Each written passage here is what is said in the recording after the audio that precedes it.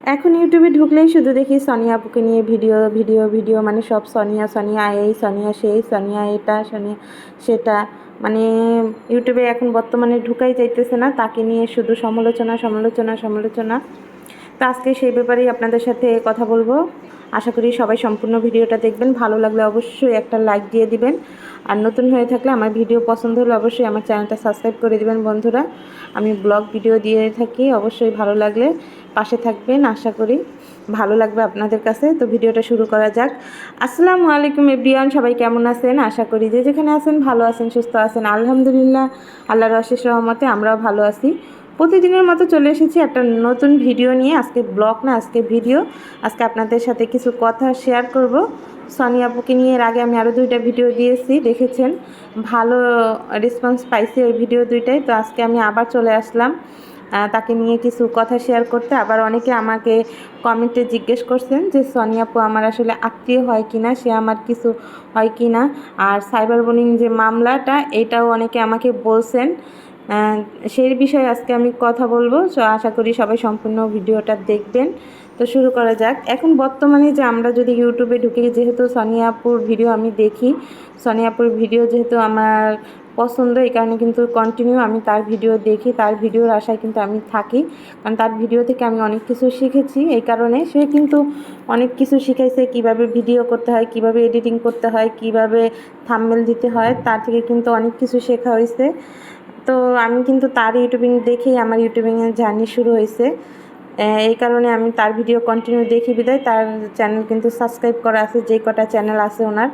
তো তাকে নিয়ে যদি কেউ রোস্ট করে, কেউ যদি তাকে নিয়ে সমালোচনা করে তার নাম নিয়ে, তো সেই ভিডিওগুলো কিন্তু আমার ইউটিউবে চলে আসে। তো এরকম আমি দেখতেছি বর্তমানে ইউটিউবে ঢুকলেই মানে তাকে নিয়ে শুধু সমালোচনা করতেছে মানুষ। সমালোচনা করতে পারে, মানুষের ভুল হলে সেটা সে ধরে দিতে পারে, সেটা নিয়ে সে বলতে পারে, কিন্তু গালাগালির নানান ধরনের নানান মন্তব্য করতেছে ভিডিওতে এসে তাকে নিয়ে, তার ফ্যামিলিকে নিয়ে, তার ভাইয়ের বউ, তার হচ্ছে তার ভাই, তার মা, তার যে সন্তান, তার হাজব্যান্ড, তার ভাসুর, তার যা, মানে ফ্যামিলির সবাইকে নিয়ে আর কি রোস্ট করতেছে। এটা আসলে আমি মনে করি এটা ঠিক না। কারণ তারও একটা ফ্যামিলি আছে, সে ইউটিউবিং করে, সে আস্তে আস্তে ইউটিউবিং করতে কিন্তু আজকে এই পর্যন্ত আসতে, সে কিন্তু হুট করে গাছের আগায় উঠে নাই, সে আস্তে আস্তে গোড়া থেকে তারপরে আগায় উঠছে। সে অনেক কষ্ট করে তারপরে আজকে এই জায়গায় আসছে। তার ভিডিও আমরা পছন্দ করি বিদায় কিন্তু সে এইখানে আসতে পারছে। কিন্তু তাকে নিয়ে এইভাবে রোস্ট করাটা আসলে আমাদের ঠিক না, তাকে নিয়ে এইভাবে সমালোচনা করা, তাকে এইভাবে গালি দেওয়া আসলে আমাদের ঠিক না। অনেকেই দেখতেছে এখন বর্তমানে তার কমেন্টে গিয়ে নানান ধরনের বাজে কমেন্ট করতেছেন, আবার আপুও সেটার রিপ্লাই দিতেছে, সেটা নিয়েও ট্রোল করতেছেন। আপনারা যদি এমন কমেন্ট করেন কেন, যেটা নিয়ে আপু আপনাদেরকে বাজে কমেন্টের রিপ্লাই দিবে? ভালো কমেন্ট করেন, ভালো রিপ্লাই পাবেন। খারাপ কমেন্ট করলে তো খারাপ রিপ্লাই পাবেন, ব্যাডের বদলে তো ব্যাডই পাবেন, ব্যাডের বদলে তার গুড পাবেন না, তাই না?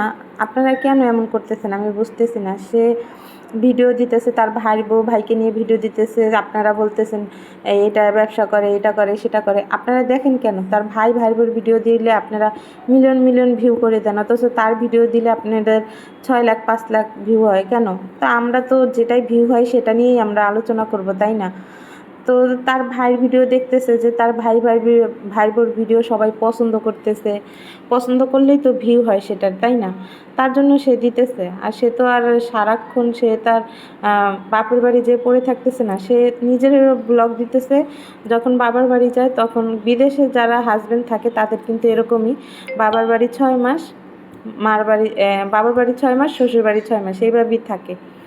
তো তার ভিডিও আমাদের কিন্তু ভালো লাগে, মানে সবাই বলে সেটা না, হাজারে 1জন 2জন, ঠিক আছে? আপনাদেরই বলতেছি, আপুরা ভাইয়ারা, আপনারা আর এইভাবে তাকে নিয়ে এইভাবে টোল করেন না। সে একজন অসুস্থ মানুষ, জানেন সবাই। সে প্রেগনেন্ট, তাকে নিয়ে বাজে মন্তব্য করবেন না। তার একটা সংসার আছে, ফ্যামিলি আছে, তার একটা সন্তান আছে, সে তো বড়, সে তো এগুলো দেখতেছে, আপনাদের কমেন্টগুলো দেখতেছে। তার ননদ, দেওর, ভাসুর, তার আত্মীয় স্বজন, শ্বশুরবাড়ি, তাদের কাছে কিন্তু সে ছোট হইতেছে। সবার কাছে অনুরোধ থাকবে আপুরা ভাইয়ারা, আপনারা তাকে নিয়ে এইভাবে রোস্ট করেন না, তাকে নিয়ে এইভাবে বাজে মন্তব্য করেন না, তাকে নিয়ে বাজে কমেন্ট করেন না। তার ভুল হইলে সেটা দিয়ে শুধরে দেন যে আপু আপনার এটা ভুল হয়েছে, এটা ভুল হয়েছে, এটা করেন না, সেটা করেন না, এইভাবে বলে দেন। কিন্তু একজনের সমালোচনা করা কিন্তু ঠিক না, এটা কিন্তু আল্লাহ পছন্দ করে না, আল্লাহ অপছন্দ করে সমালোচনাকারীদের। আল্লাহ এটা নিষেধ করে দিছে। তো আপনাদের কাছে অনুরোধ থাকবে তাকে নিয়ে আর আপনারা এইভাবে বাজে মন্তব্য করবেন না। তার ভিডিও ভালো না লাগলে আপনারা দেখেন না, তাকে আনসাবস্ক্রাইব করে দেন, তার ভিডিও দেখেন না, তার চ্যানেলে যায়েন না, তাহলেই হবে। কিন্তু তাকে নিয়ে এভাবে বাজে মন্তব্য করেন না। আর আপনারা দেখছেন সে কিন্তু সাইবার বুলিং মামলা করছে, সেখানে কিন্তু দেখছেন কার নাম আছে, দেখছেন। তো এটা কিন্তু সে হয়তোবা টাইটেল দেখে তারপরে কিন্তু এই ইয়াটা দিছে আর কি, মামলাটা ভয়ই দেখাইতেছে, তারপরও মানুষ কিন্তু থামতেছে না, তাকে নিয়ে টোল করতেছে। সে মামলা করছে বলছে, তারপরও তাকে নিয়ে টোল করতেছে। কি আর বলবো, বাঙালি এইভাবেই বাঙালি পরিচয় দেয় আসলে। যাই হোক বন্ধুরা, আজকের ভিডিওটা এই পর্যন্তই। সবার কাছে অনুরোধ থাকবে সবাই ভালো কমেন্ট করবেন, সবাই সবার ভালো দিকটা দেখবেন, খারাপ দিকটা ইগনোর করবেন। এটাই, যে যেখানে থাকবেন ভালো থাকবেন, সুস্থ থাকবেন। আমার ভিডিওতে কোনো ভুল ত্রুটি হলে ক্ষমার দৃষ্টিতে দেখবেন, আমাদের জন্য দোয়া করবেন। সবার জন্য দোয়া করি, ভালো থাকবেন। আল্লাহ হাফেজ, আসসালামু আলাইকুম।